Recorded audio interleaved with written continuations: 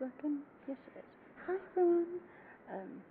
Now I'm trying something new out here. To do this recording. I'm actually in Rochdale Library, so I kind of have to be a bit quiet. So I hope you can all hear me. But I'm not gonna talk super loud. And today is Q&A day.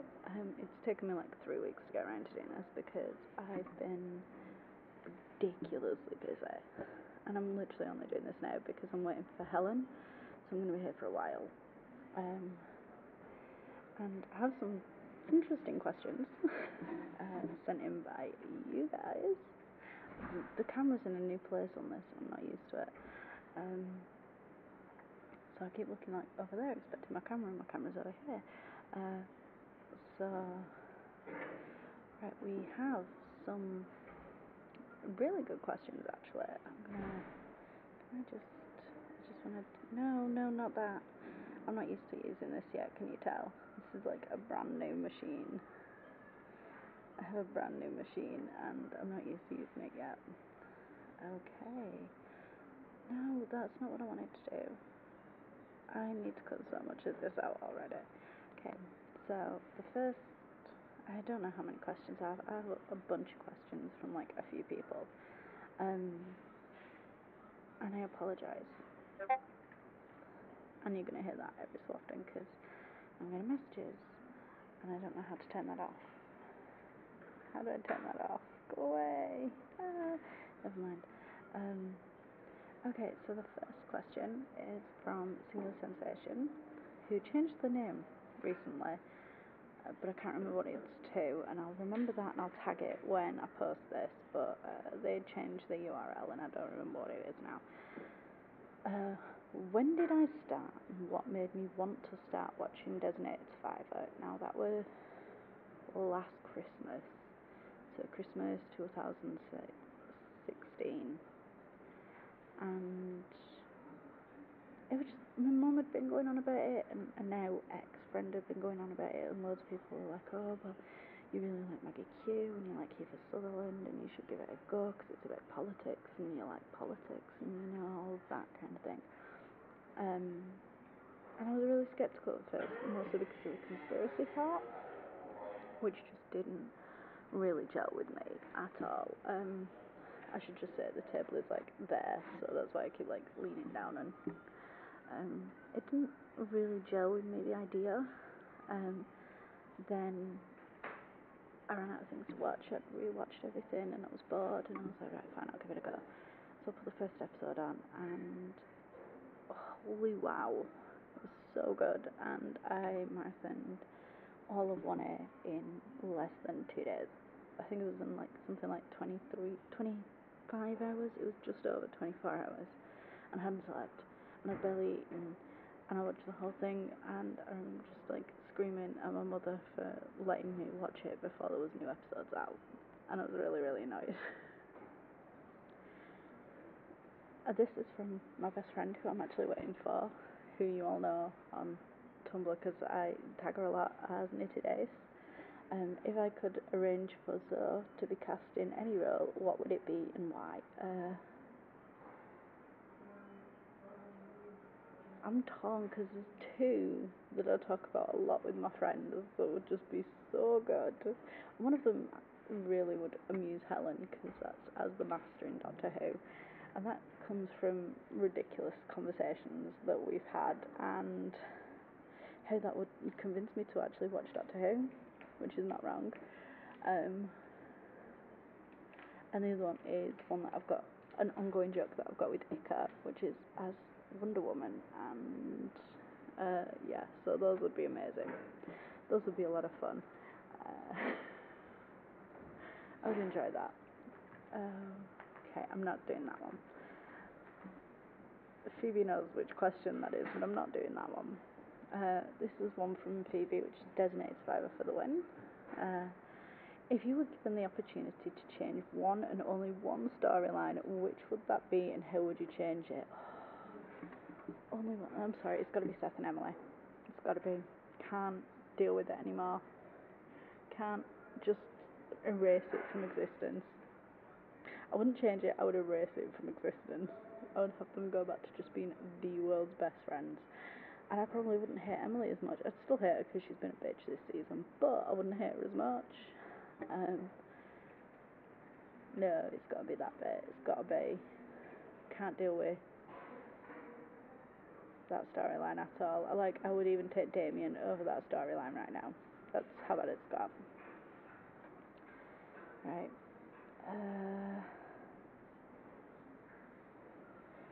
Designated Survivor fangirl, who is one of the most wonderful people on Tumblr. She replies to all my posts, and she's just a real sweetheart. So this is like a shout out. Go follow her.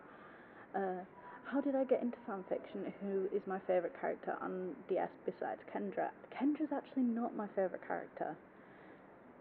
I know that seems really weird given my URL, my obsession with Zoe McClellan, you know, all that stuff. No, Kendra's not my favourite. Seth is my favourite. Seth has been my favourite since the first episode. But, and I still adore him. Even though he's an idiot. I still adore him. I still love Seth, and I love Leo, and I love Kendra, and pretty much equal. But, yeah, I love the three of them. They're by far my favourites. Like, Tom and Mike, who come after them, are like still a long way behind.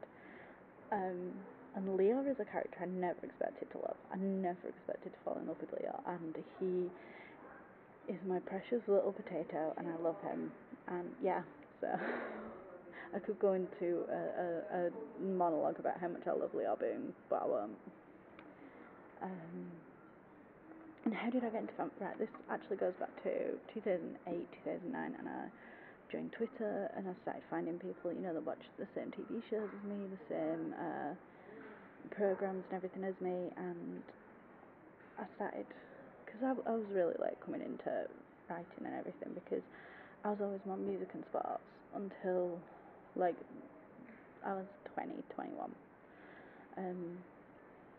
Just because I'd always been sports, I'd always been about sports, and I'd always been about music, and so TV show fandom was a whole new thing to me.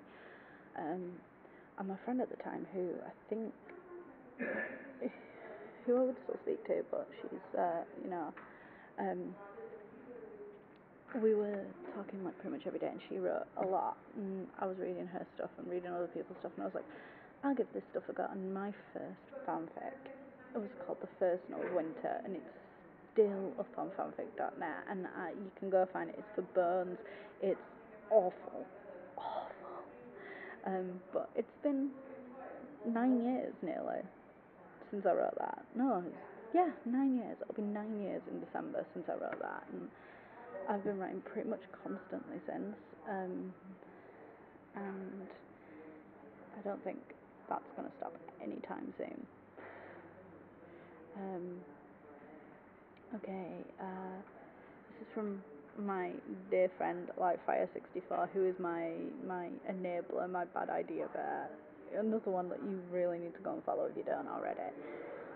What current issue would I like to see the show handle next in the way that it's looked at migration or racial profiling or gun control? I actually think that international politics, which I know is coming up in the next episode, but I think that I'd like to see maybe dealing with a G20 summit, or a diplomatic incident between the EU and Australia, or the EU and Canada, or Canada and Australia, you know, between allies of the US, because I think that would be really fascinating to see how Tom Kirkman would handle that, and see how it would be, how the staff would deal with that, because it's difficult to deal with in general, and I think that it would be really interesting to see how they did that. Okay, back to Phoebe. Designated Survivor for the win. Given that DS has chosen to follow some of the most repeated tropes, which one have you liked, and which ones can't stand? Actually, DS has an awful habit of following the exact same tropes all the time. The bitching power,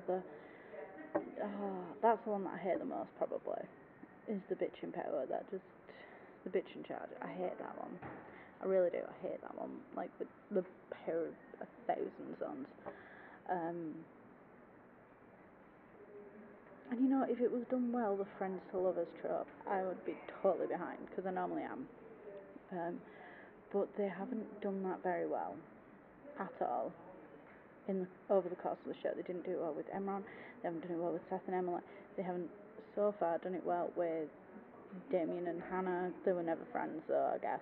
I don't really know how to. But they're actually, I could have got behind that one, but it's just all been so badly done.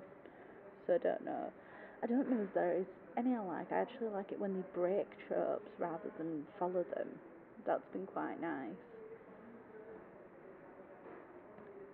Like half of these are from Adam. Adam and Stevie are the only ones that like sent me an absolute bunch, and Stevie's are insane. And I'm not going to ask all of those, and I'll include some. It's gonna make my friend sound like she's insane. Anyway, the next one from Adam is, what direction would I like to see the show go? I'd like them to get rid of Seth and Emily, though that doesn't look like it's going to happen. I'd like them to deal with elections, especially now since in the last episode we had the VP, and I would like them to deal with elections. I'd like them to deal with, you know, the really important things like that have been kind of overlooked. I mean, like, he's in his second year in office. If we count the timescape, everyone knows that I often don't. He's in his second year in office. He should be getting ready to run. You know, Richmond had to have at least been halfway through, and I think it was 3 years into his first term, because it was his third State of the Union. So he was entering his fourth year, which means that technically we should have already had one set of elections, and we haven't. And because you're only elected to serve out the rest of the term, and then you have to run for election yourself. So that is the one thing that I really want. I really want them to tackle elections. What's been that's basically, I've already answered that, but I'll answer it again. What have been my favourite and least favourite parts of the new season? Least favourite, Seth and Emily, Damien and Hannah, the forced romances. I hated them. I have issues with main characters being put together in canon anyway. I don't know, well, no, I do know why. It's because I liked ER. And anyone that was around during the days of ER will know why that was a bad choice. As for favourites, probably adding Leah and Kendra, and Cornell Kirkman, who is not called Cornell in the show, but like literally the entire fandom calls that frog Cornell, and that's all Phoebe's fault. So,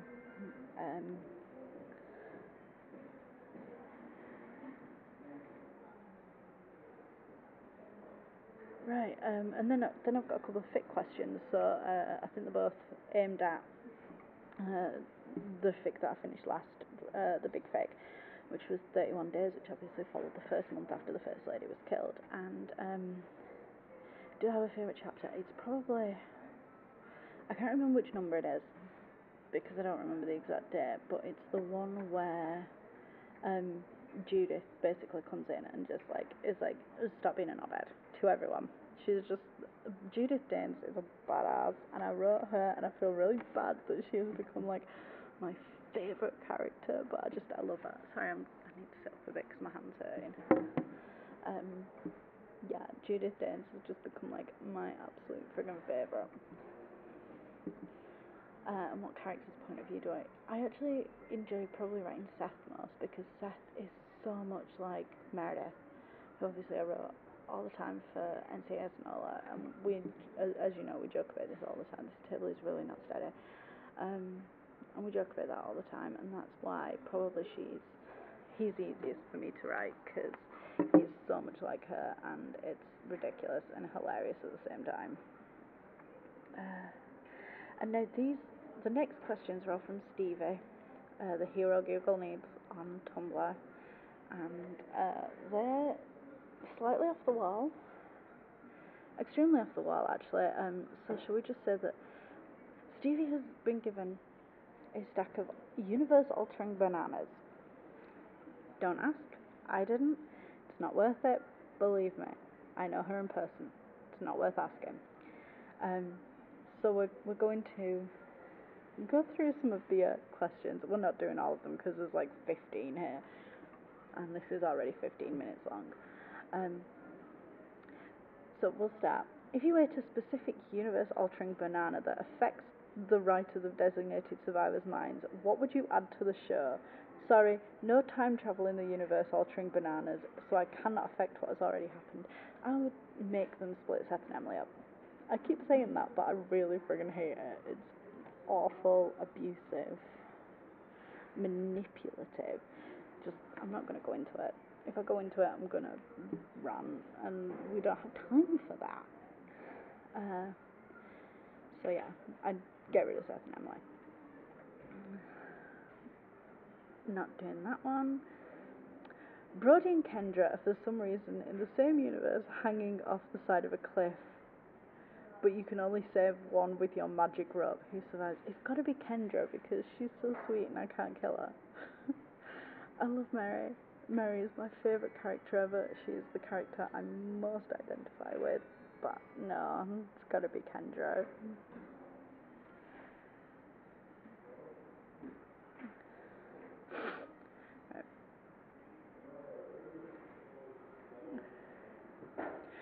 You get your hands on a limited edition time-travelling universe-altering orange peel. What part of Designated Survivor history do you change? What do I change? Changing what's already happened. I'd save Alex. I'd put her in a coma or something, but keep her alive. It's just designed to stay that way. Yeah, I'd save Alex. That's the one thing I'd change if I could change the past.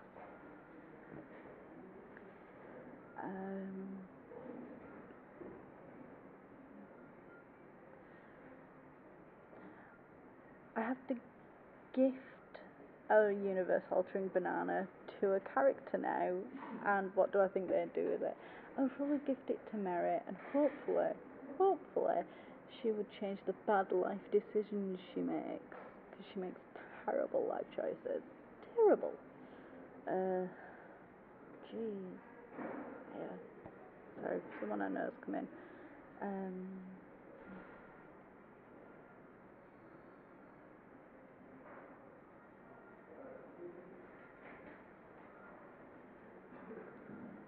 Okay, and this is the last question. You are thrown into the Designated Survivor universe by someone else's universe-altering banana. I'm an OC fic, and the OCs are right, but it's real, and yeah. Okay, what do I take on, and how would I enter? Well, I'm a campaign coordinator. That's what I do.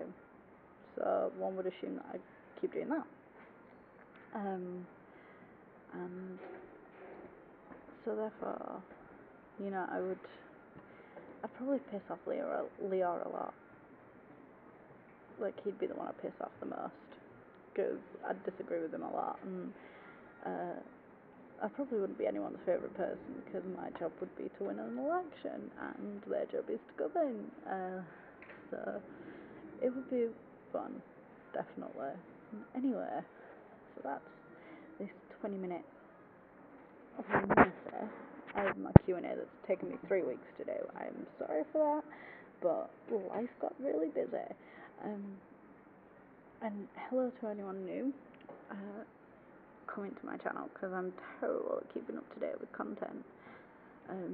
Every year I say, I'm going to start making content again, no, I'm not.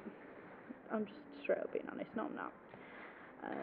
Can't find a video editor I like, can't find topics I like, can't find time, so I'll do some live streams from download this year, because I'm going again, so there'll be a third wristband come July on this wrist. There should be 10, but I've cut most of them off. And just, that's the way that it's going to go. So thank you for watching. Thank you for not turning off within 3 minutes, assuming that you made it to this point. Follow the people who sent me questions, send me more questions, and I'll do another Q&A in at the end of the season. I'll do a Q&A after the finale. So you can all ask me questions about how I felt about the end of the season. That could be quite fun. So yeah, I mean the finale airs like the week before download, like 2 weeks before download. So I'll do it after download. So at the end of June, I'll do another Q&A, and hopefully we'll have been renewed by then. So anyway, thank you for watching. I'll see you later. Bye.